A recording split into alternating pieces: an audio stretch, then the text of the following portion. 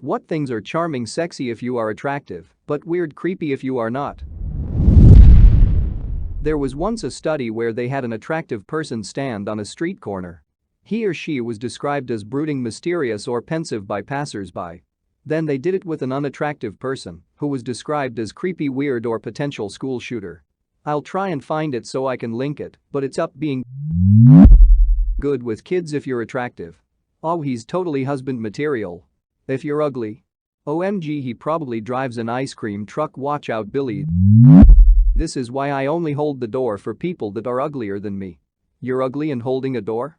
No thanks, I'd rather jump off a bridge, weirdo. Prolonged eye contact and smiling at a stranger's sad reality is pretty much damn near everything. Look at what happened to Richard Jewell. He was working as a security guard for the Atlanta Olympics when he found a bomb planted at Centennial Park in the middle of a concert event for the spectators. Hundreds of people could have died if he hadn't found that bomb and gotten the crowd away from it. He was also overweight, a loner, single, liked arcades, kept porn magazines under his bed, it's the mid-90s, who didn't? And lived with his mom.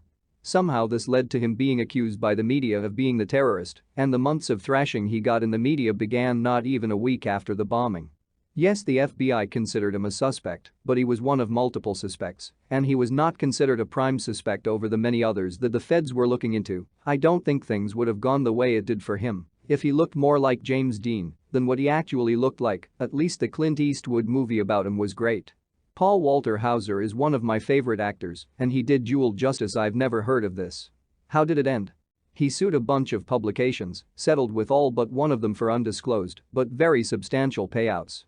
He was thanked by the governor for his actions about 10 years after it happened and died the next year from diabetes. Having a crush on someone? Yup. Can confirm, this was me when I was 11-12 years old. At least that 1 year taught me that I needed to work on my social skills when it comes to talking to girls. I'm certain that I was pretty fucking creepy back then. Honestly, being shy or quiet. When someone is attractive, it can be endearing. If they aren't, it can often be mistaken as creepy or brooding. People say I glare all the time, but that's just the way my eyes are. People say I seem pissed sad all the time, but it's just that my neutral face expression is a little bit negative and I don't randomly smile when looking at or talking to people. They did a couple of tests a few years ago where they had really attractive men make Tinder profiles and explain that they were registered sex offenders in their bio. Women not only messaged and swiped right but often made jokes about it. Holy shit, that's fucked up. It is. However, I'm pretty sure the outcome would be the same in a study with reverse genders. I see this type of thing covered in psychology all the time. It's not exclusive to women, but it happens all the time. Some people think they can fix broken men and women like they're protagonists of a novel. Not like these are people you want to date anyway.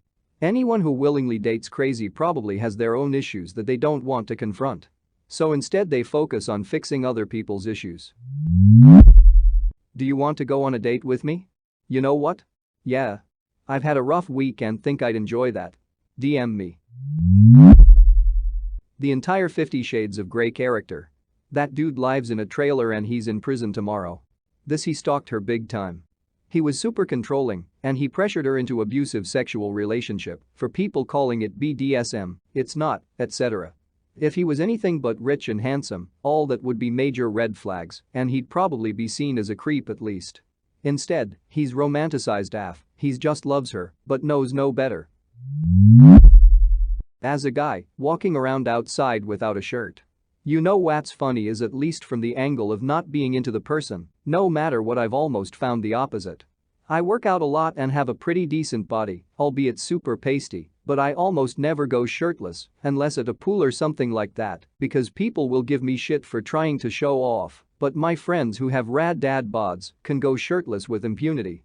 It's just like, oh yeah, it's hot outside makes sense. This may not be universal, but it's something I noticed and I find kind of funny. Dude, couldn't agree more.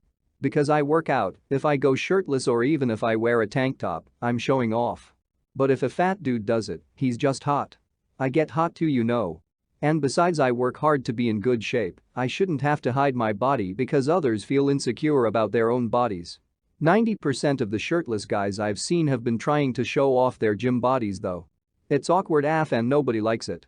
If you want to show off to a girl, find a way to show off to only her, not make every non-interested person around you feel awkward and want to leave. This thread is making me realize how fucked up this double standard is. I don't think it's that fucked up, cause the standard is contained right there in the word. If someone is attractive, they attract you. If they aren't, they don't. The actions are secondary in this discussion.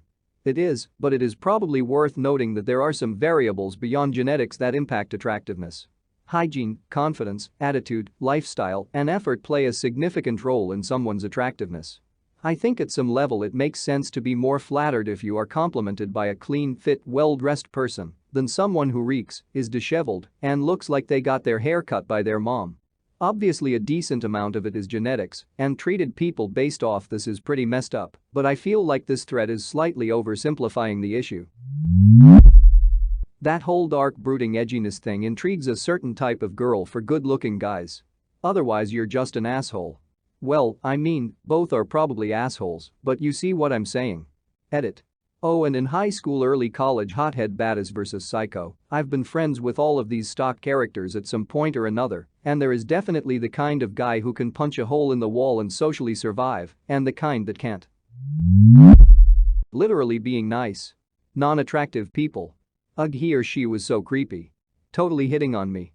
Did you see how he or she looked at us? Like you. vs stereotypical attractive person. He or she was so nice. Did you see how they looked at us? They were really polite. It's horrible, but pretty people really do have it easier in life. I keep seeing this sentiment expressed, and I believe it happens. But also, who the fuck are these stuck-up people being rude to someone for being nice? I remember observing this attitude in high school, but I really haven't seen these people since. There were probably a few in college, but I hung out with people holding basic decency skills. Granted, there is one labeled creepy at my work, but he's not ugly, he's just really inappropriate and misogynistic. The creepiest is he, 28 yo, keeps hitting on 19 yo and 20 yo coworkers who have told him number 4 times. And these women are wayyyy out of his league, again not BC of looks, but because they have their life together, and he's some rich kid still trying to finish community college, taking 23 shifts a month, then leaving 3 hours into the shift or just not showing up at all, making inappropriate comments about race, sexual orientation, gender, and spitting in a gross dip cup in shared workspace. I wonder if confidence depends on whether or not the confidence fits. If a generally unattractive person just has overall confidence about who they are as a person, absolutely fine and great. If a dumpster fire, Cabbage Patch doll on a bender-looking person walks around, acting like they are a supermodel and that everyone should be fawning over them, yes, absolutely creepy. Sorry, for some reason I thought it was a good idea to watch. I feel pretty yesterday, and I'm still a little traumatized. I will say, as an attractive female, almost every guy puts me on high alert until I realize they're chill and want to talk. It might just be me being paranoid, but if you come up to me with an "I wanna fuck" look, I am out. Mooching off of people. I used to work in the mall, and my attractive co-workers used to get free stuff from the food court almost every day. I talked to all the same people and literally never got anything. The best example I have seen of this sticks with me to this day. 3 young women were on a train entering the station of a large city. 2 were okay looking, the least attractive one had no humility or sense of perspective. This was mostly played out in her being the most vocally bitchy, condescending and try-hard snarky. Anyway, the train enters the station, and there is a load of drama as to where they could get off to connect to the local train for where need to be. A really well-meaning guy ventures to offer to show them where to go and where to connect. What do you know, he is meek, shy, balding and unfashionably dressed. However, to anyone looking, he was behaving in a kind and humane way. And to be honest, misjudging the signals, as, like I said before, this was all COD drama and hysteria. Least attractive one then literally screams, "Get me off this train and away from this pervert," repeatedly. Until other passengers advised her to relax and not being so over the top. The crestfallen and humiliated look on the face of the guy who was trying to help is still etched on my brain 20 years down the line. Some people just need an excuse to try on the clothes of a hot person at someone else's expense. Thank you for watching only on Reddit. Don't forget to like and subscribe. Leave a comment about the most interesting story. And hit the bell if you don't want to miss any videos. Until next time.